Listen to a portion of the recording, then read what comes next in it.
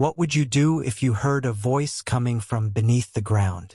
Not from a cave, not from a radio, something deeper, as if the mountain itself whispered through static and distortion. We found it. Shouldn't have been opened. On the night of November 9, 1974, technician David Rains was on duty at a remote U.S. Geological Survey outpost in the Montana highlands. The site was officially listed as Black Ridge Station 11, 50 miles from the nearest town. His shift was supposed to be the last one before the winter shutdown. The equipment was already being packed when, on the dormant backup frequency 712 MHz, a transmission came through. The sound was like a decaying tape reel.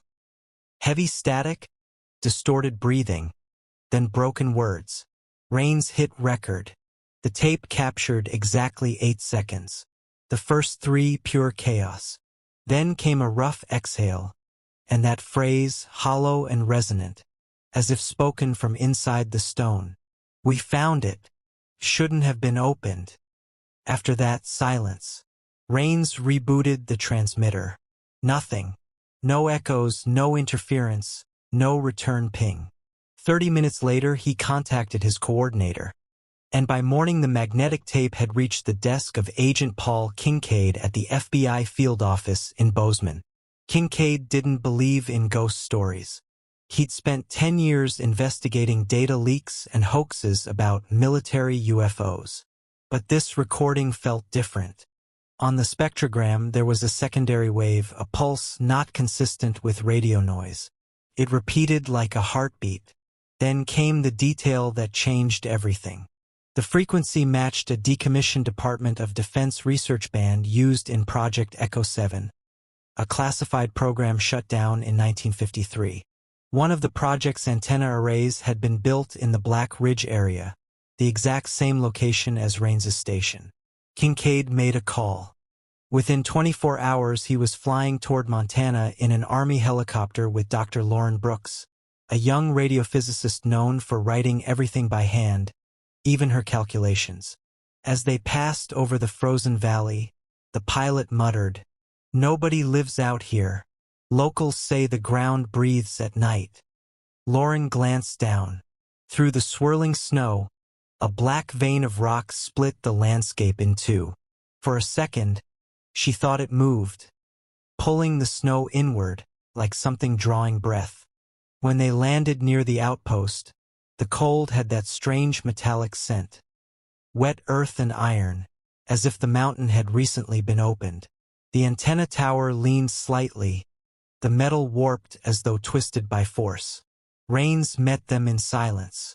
His face was gray, his hands trembling. He handed Kincaid the tape and whispered, "It hasn't stopped. Still talking." That night, in their temporary camp, Kincaid replayed the recording through headphones. Between the bursts of static, he caught something faint. A whisper. Not English, not any known language. Lauren boosted the gain. The waveform pulsed in a steady rhythm. 4 beats, pause, for again. "It's not a signal," she murmured. "It's breathing." Then, without anyone touching it, the receiver clicked on. The same number appeared on the glowing dial, 712. From the speaker came a quiet, burned-through voice. "It's still here." The coordinates from the recording matched something buried deep in an old government archive. A 1952 geological survey led by Professor Harold Marsh of the University of Colorado. Officially, the team had been searching for pre-Columbian mining sites once used by native tribes. Unofficially, the expedition vanished without explanation. The reports from that winter were brief, clinical, and cold. Blizzard conditions, radio failure, no survivors. But one detail stood out. The transmission logs ended mid-sentence. Marsh's final entry read, "Descending into the fault line tomorrow. Strange resonance in the rock. Like a heartbeat." For 22 years, the case remained sealed under the Department of the Interior. Until now. When Kincaid and Lauren reached the ridge, snow already covered what was left of the old base camp. Fragments of tents, metal frames eaten by rust, a broken field radio, its microphone fused to the ground by frost. No human remains, no personal items. It looked less like abandonment and more like erasure, as if the camp had been wiped clean by something that understood order. Lauren brushed snow from a collapsed crate and found a faded stencil. M52 RTU DIV. The paint was eaten through, but she could still make out a name scratched into the wood beneath it. H. Marsh. If this is the same expedition, she said quietly. They were camped right above the crack. They followed the ridge until the wind turned sharp and the air thickened with the smell of ozone. Beneath their boots the snow crust broke, revealing a long scar in the stone. A fissure running north to south, perfectly straight, too symmetrical to be natural. It was as if the mountain had been split deliberately, the edges smoothed by something hotter than fire. The pilot refused to go closer. Locals call it Devil's Mouth, he said. Animals won't cross the line of shadow here. Not since '52. Indeed, the valley below was eerily lifeless. No bird tracks, no sound of wind between trees. Even the echo of their own voices seemed to dull, swallowed by the slope. Kincaid crouched near the edge and switched on a portable Geiger counter. The needle twitched once, then stopped. Dead. The device had power, but its screen faded to black as if drained from inside. Lauren knelt beside him, pressing her gloved palm against the rock. "It's warm," she said. He frowned. The air was below freezing. A gust swept across the ridge, carrying with it a sound neither of them could name. Not wind, not movement, a hollow vibration that seemed to pulse inside their skulls. Later, reviewing the tape logs, Kincaid wrote, "We found the site. No bodies, no wreckage, only the absence of life itself. And in the center of that absence, something that feels awake." That night, their camp lights flickered one by one. The radio emitted a single pulse on its own frequency. 712 megahertz. Through the static came a voice that didn't belong to any living man. "He's still down there." The fissure wasn't wide, no more than 3 feet across at its narrowest point, but it descended so sharply into the rock that even the floodlights couldn't touch the bottom. Its edges were blackened, smooth as glass, as if the stone had been melted and cooled in an instant. Lauren ran her fingers along the inner rim. The texture was wrong, too even, too deliberate. Not the work of erosion, not heat from magma. Something else had carved it, something with precision. When she switched on her portable scanner, the readings pulsed irregularly. Every 12 seconds, a surge. Another 12, a lull. Kincaid leaned over her shoulder. "Heartbeat pattern again? Almost identical to the radio pulse," she whispered. "But stronger, like it's coming through the rock." The air temperature at the rim dropped fast. Frost crawled across the metal cases, forming thin veins that spread outward from the crack. Their breath crystallized midair. Yet when Lauren held out a thermometer, it didn't fall, it rose. 46 degrees Fahrenheit. Warm air, flowing from the depths of a frozen mountain. The pilot on the ridge backed away, muttering a prayer. The local guide refused to stay another minute. He spat on the snow and said something in a trembling voice about the mouth of the sleeping god. By noon, Kincaid's team had set up a tripod camera and lowered a tethered microphone into the fissure. At first silence, then a faint vibration, like the friction of sand beneath enormous pressure. A low hum began to rise and fall in steady rhythm. Lauren adjusted the gain and froze. The oscillation wasn't random, it was structured, repeating in intervals that formed a numerical sequence. 3 to 1, 4 to 1, 5. Bye. It's communicating, she murmured, but not in words. Suddenly, one of the interns, a quiet geology student named Ellis, stumbled backward, his face drained of color. He stared into the darkness below and whispered, "Something's watching from down there." Then he collapsed. They carried him to the tent. His pulse was erratic, skin clammy and cold. For hours he drifted between consciousness and feverish muttering. The only phrase they could make out was, "It blinked. It blinked back." Lauren played back the microphone feed again that evening. Between the low rumbles, another sound appeared, a deep exhale, human but stretched, distorted by layers of echo. When slowed down, the exhale revealed a faint undertone. 3 syllables reversed speech. She inverted the audio on the spectrograph. The translation was crude, but clear enough to make her skin crawl. "Do not open." Kincaid shut off the recorder. "Pack it up," he said quietly. "We're done here for tonight."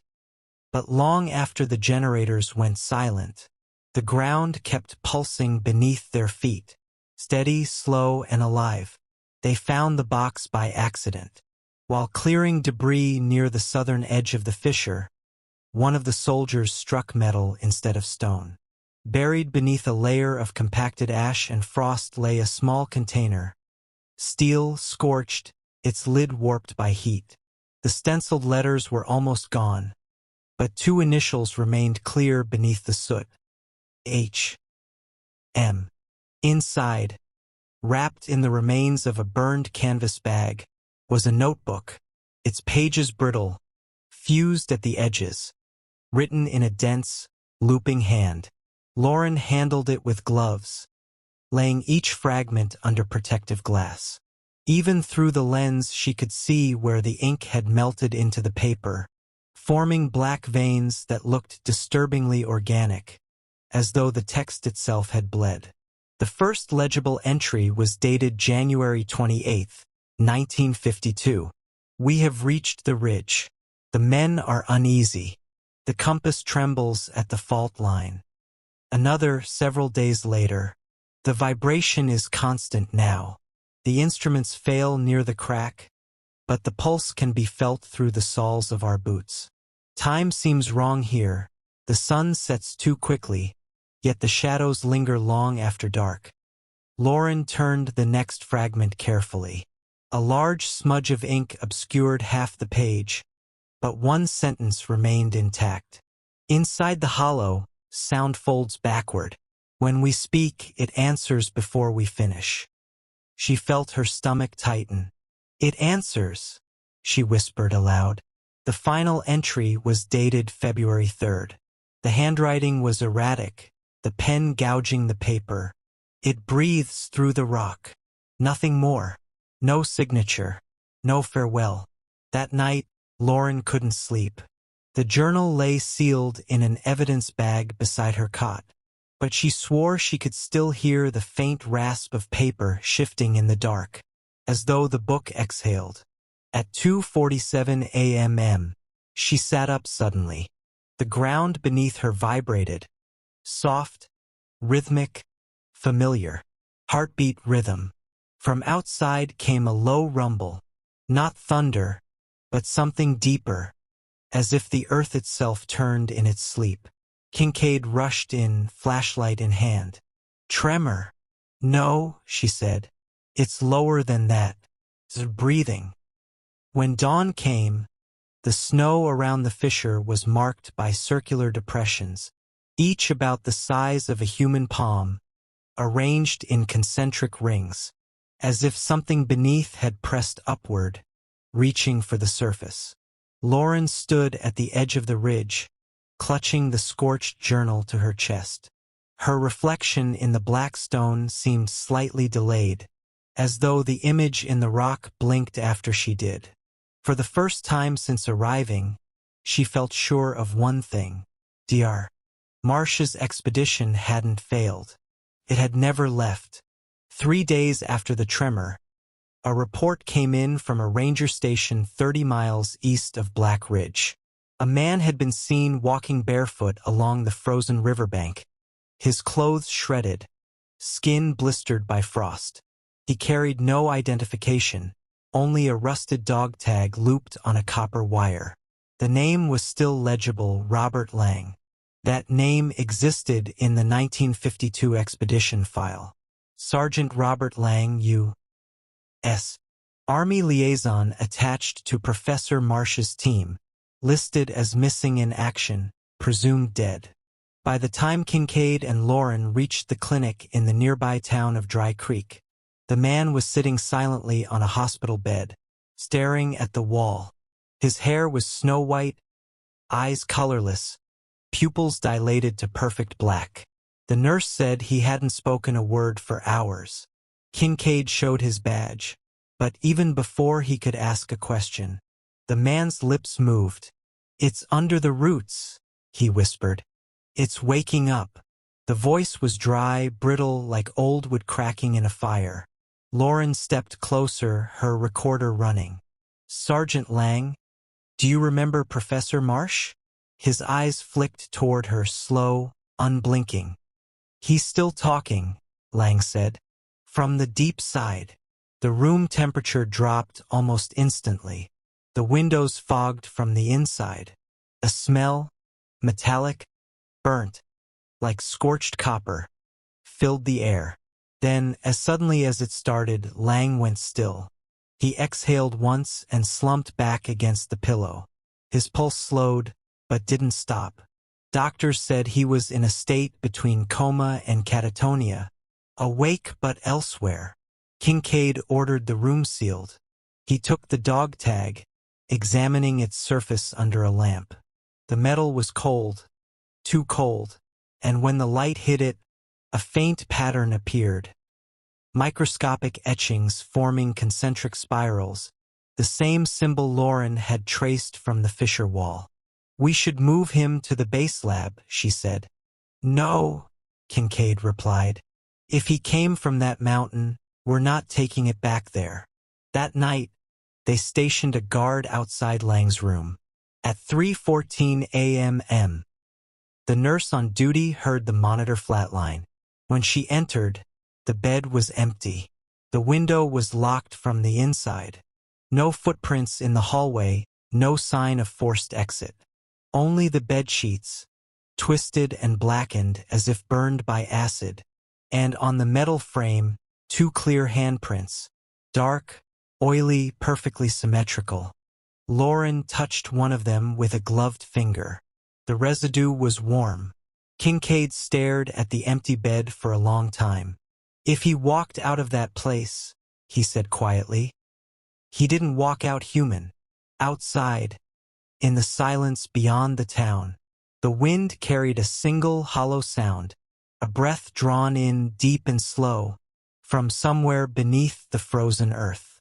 When Kincaid returned to Black Ridge, it was no longer as an investigator, but as the leader of a classified recovery team.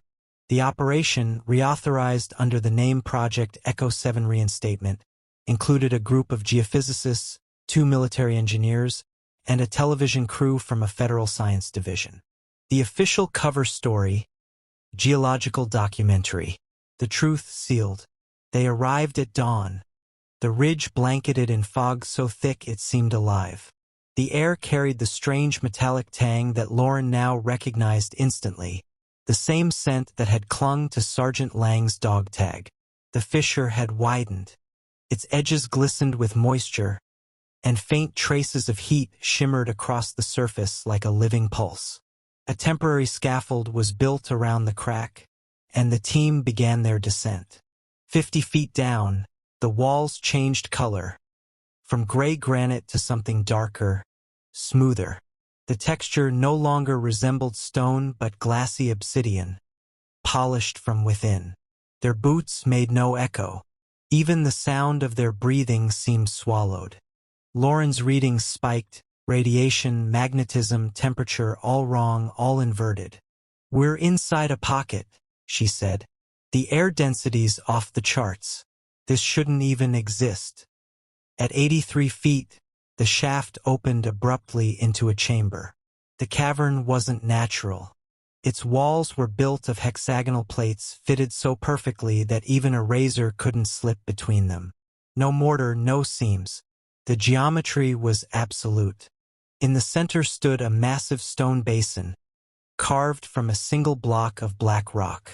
Around its rim ran a ring of reliefs, figures with elongated limbs, eyeless faces, and mouths stretched into narrow slits. Some appeared human, others not at all. Inside the basin lay a shard, irregular and smooth, its surface darker than oil yet faintly translucent. When Lauren reached toward it, her proximity meter flickered violently. She didn't touch it, but the shard pulsed once, sending a tremor through the floor. "Did you feel that?" one of the engineers asked. "It's reacting to movement," Lauren murmured. "Or to us." The cameraman, Tom Heller, moved closer, adjusting focus. The viewfinder showed strange distortions, an internal haze, as if the air itself bent around the object. Tom leaned in. "The lens keeps drifting. I can't." Flash. The lights cut out. Static burst across the comms. The crew shouted over one another, their voices stretching, warping, as though recorded on tape too slow to keep up with time. The generator flickered back to life, but half the monitors had gone dark. Heller stood motionless beside the basin, camera still in hand. His mouth hung open. The pupils of his eyes were gone, nothing but black. He gasped once, fell to his knees, and collapsed. Lauren rushed to him. His body was warm, almost fevered. The camera continued to run, its film whirring softly. When she replayed the footage later, the image blurred after the 5th minute, the frame bending like a reflection in rippling water. The shard appeared to glow faintly, and just before the distortion consumed the screen, a second reflection appeared beside Lauren's silhouette, tall and thin, watching. The autopsy recorded acute cardiac arrest. No cause. No trauma. Only one note from the field medic. Eyes entirely black. Retina absorbed light, not reflected it. That night, back at the surface, none of the equipment functioned properly. Batteries drained to zero within minutes. Radios hissed with bursts of whispering interference that seemed almost rhythmic. Several men complained of migraines, nausea, and a pressure behind the eyes that pulsed in sync with the same hidden frequency. 12 megahertz. Kincaid stared at the dark mouth of the fissure glowing faintly beneath the floodlights. "Whatever's down there," he said quietly, "it's listening now." And from the depths of the ridge, something exhaled, long, hollow, and human. They took the recordings back to the field lab 2 miles from the ridge. Lauren and the communications tech, Sergeant Halper, transferred the signal from the damaged transmitter onto magnetic tape. What played back wasn't white noise, it was rhythm. Every 61 seconds, a low pulse rose and fell, exactly like a heartbeat. First, it was faint, almost soothing. Then the amplitude began to climb, the sound deepening until it felt physical, vibrating through the walls and into the bones of everyone in the room. Lauren traced the waveform on the oscilloscope. "It's repeating the same modulation pattern," she said. "Like Morse?" Kincaid asked. "No, like language, just not ours." They ran a frequency inversion. The pulse flattened, then twisted upward, forming a double waveform. 2 signals nested together, one inside the other. When Lauren overlaid both spectrums, she froze. The second waveform wasn't random. It formed geometric loops, resembling the symbols carved into the basin wall. "It's communicating through harmonic resonance," she whispered. "It's using sound to shape space." At precisely 14:07 hours, the pulse peaked. Every light bulb in the building dimmed at once. The floor began to tremble, not from beneath but outward, as if the entire lab were expanding and contracting like a lung. On the recorder's tape, new data appeared that none of them had added short bursts of reverse speech layered beneath the hum. When slowed and filtered, the words emerged, distorted but unmistakable. Not under the ground. Behind it. Lauren stared at the speaker, her expression pale. Behind it? Behind what? Before Kincaid could answer, the radio erupted in static. The main power cut out. The emergency generator engaged automatically. But the signal didn't stop. It grew louder, echoing across the valley. The metallic scaffolding around the fissure began to shake, bolts snapping one by one as if in reply. The soldiers scrambled outside. A crimson glow pulsed deep within the crack, flashing in sync with the heartbeat rhythm. 61 seconds, pause, 61 again. Lauren clutched her headphones, shouting over the noise. It's syncing with our electrical field. It's inside the wiring. Kincaid ripped the main cables from the console. Sparks exploded across the room. The pulse vanished, then returned, this time fainter, steady, patient. That night, Kincaid made his report to Washington. Unknown acoustic source. Possible subsurface reactor or magnetic anomaly. Request containment protocol. But before the message was transmitted, an encrypted channel opened on his terminal. A new signature line appeared at the bottom of his outgoing file. Unit designation: U.S. Army/DIV. Of advanced research. The military had already intercepted the data. At 2:11 a.m. Unmarked helicopters circled above the ridge. Floodlights scanned the snow as soldiers unloaded sealed crates stamped with warning sigils. Kincaid tried to approach, but an officer blocked his path. This site's no longer under civilian jurisdiction, the man said. Whose then? Kincaid demanded. Ours. When he looked back toward the fissure, the glow beneath the mountain had stopped pulsing, as if it too was listening. The first report came at dawn. A farmer from a nearby valley radioed the sheriff's office, saying the ground had rumbled like thunder, even though the skies were clear. By noon, 3 more calls followed, each describing the same thing. A deep vibration beneath the soil, rhythmic and heavy, as if something enormous moved far below. Then came the story from the shepherd. He'd been tending his flock on the eastern slope when he heard a hollow roar rising through the snow. At first, he thought it was wind trapped in the canyon. Then his dogs started howling, not barking, howling, as if answering a call they couldn't refuse.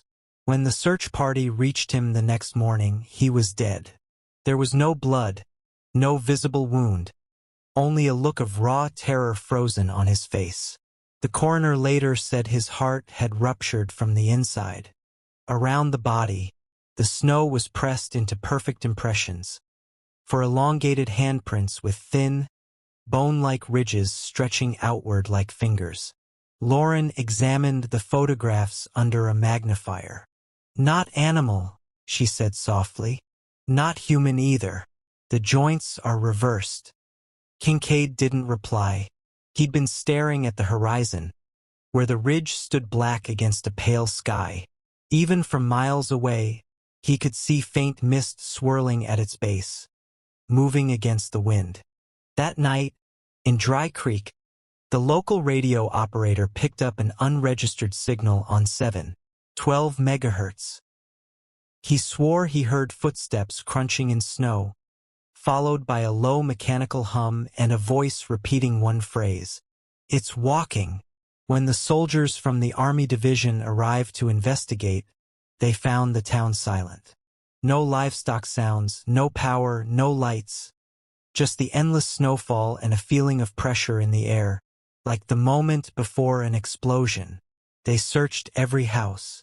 Doors stood open, fires burned low, meals left half-eaten. Tracks in the snow led out of town. merging into a single path that wound toward the mountains. Each footprint was distorted, wide, and sunken deep, the shape closer to a palm than a foot.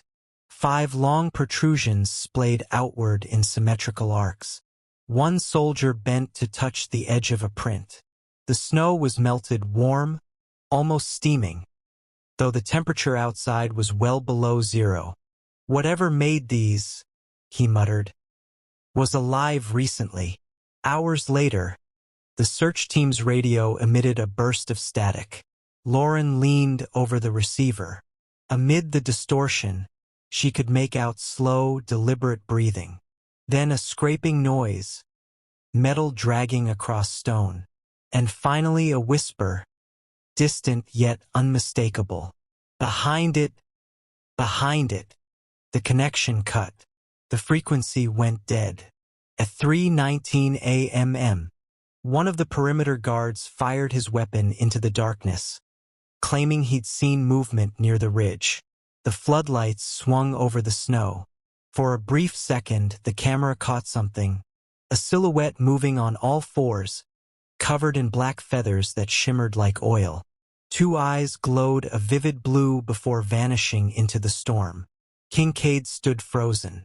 "It's not just under the ground anymore," he said quietly.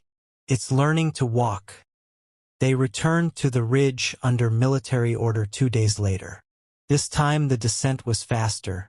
No cameras, no civilians, only specialists and soldiers.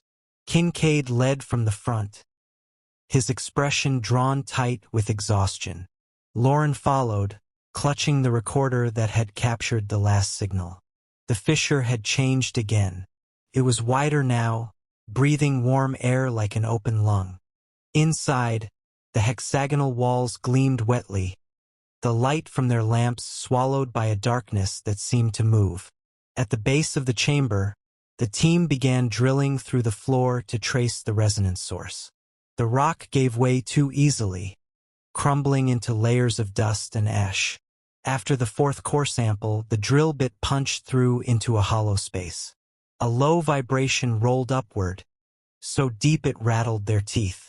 Then the ground beneath them sank half an inch and stayed still. They widened the breach, and behind it revealed a second chamber. It was larger than the first, perfectly circular. In the center stood a black obelisk, half buried in stone, pulsing with slow red light that seemed to come from within. Every 61 seconds it brightened, then dimmed again. "There's your heartbeat," Lauren said. The soldiers surrounded the structure. No one dared to touch it, though one scientist, Dr. Miller, stepped closer with an infrared sensor. The air around the monolith shimmered. "Temperature spike," he began, then stopped. His face twisted as if gripped by invisible hands. "It knows us," he rasped. "It knows our names." Then he screamed. The lights exploded, plunging the chamber into total blackness. Gunfire burst, echoing endlessly, each shot followed by the sound of something sliding fast across the floor. Someone shouted that the walls were moving. Kincaid's flashlight flickered on for an instant. Where Dr. Miller had stood, there was only a faint outline in the dust, an imprint, like ash frozen mid-breath. The rest ran. They followed the rope line, but the tunnel had changed, twisting in directions that didn't exist before. Voices echoed from ahead and behind, whispering in the same rhythm as the pulse. Lauren clutched her recorder, pressing it to her chest. "They're calling us," she said. Kincaid grabbed her hand. "Don't listen." But the whisper grew louder, overlapping with her own heartbeat until she couldn't tell which was which. Above ground, the base team monitoring their comms heard only fragments. Gasps, static, then a single clear sentence. "You knew you'd come." After that, silence. When the rescue team arrived hours later, they found the tunnel collapsed, sealed by solid rock as though it had never been drilled.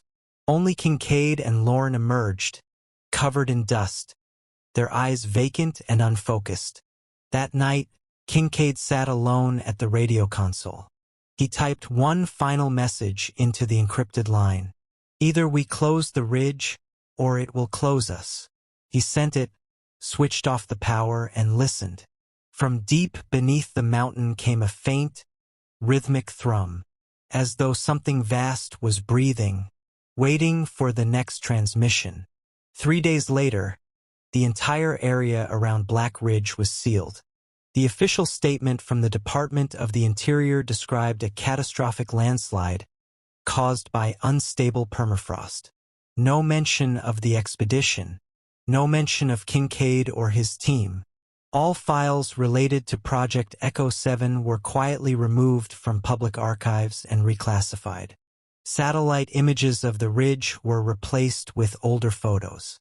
Flight paths over the region were rerouted.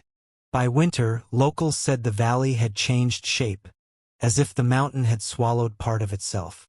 When questioned by reporters, an Army spokesperson replied simply, "There was never any scientific expedition in that sector." Lauren Brooks' medical report listed acute exposure trauma and memory disassociation.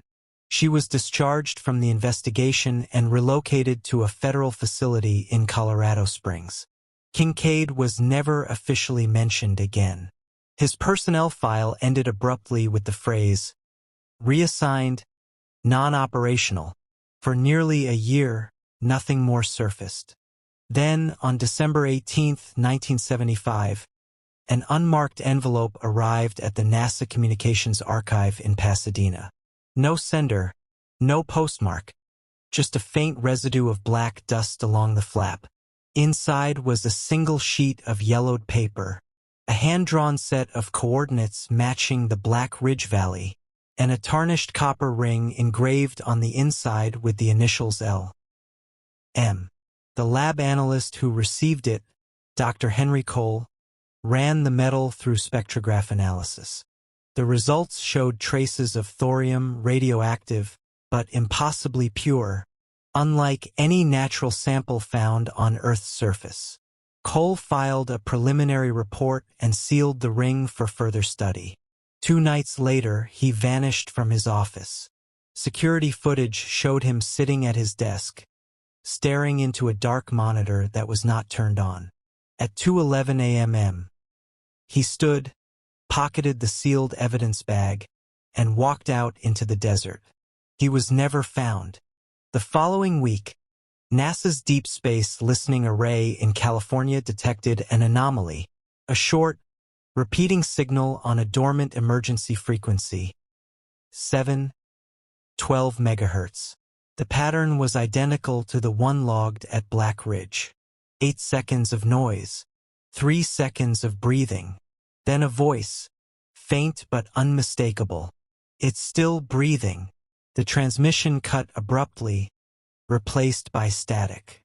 Technicians tried to trace its origin, but triangulation placed the signal's source below ground, directly beneath the coordinates of the sealed ridge. That was the final entry. The official record ends there, signed off by a government liaison whose name was later redacted. But an internal memo dated March 1976 included one last handwritten note at the bottom margin. "Containment complete. Subject remains active." And just beneath that, in faint pencil, another line, added later by an unknown hand, "Not under the ground. Behind it."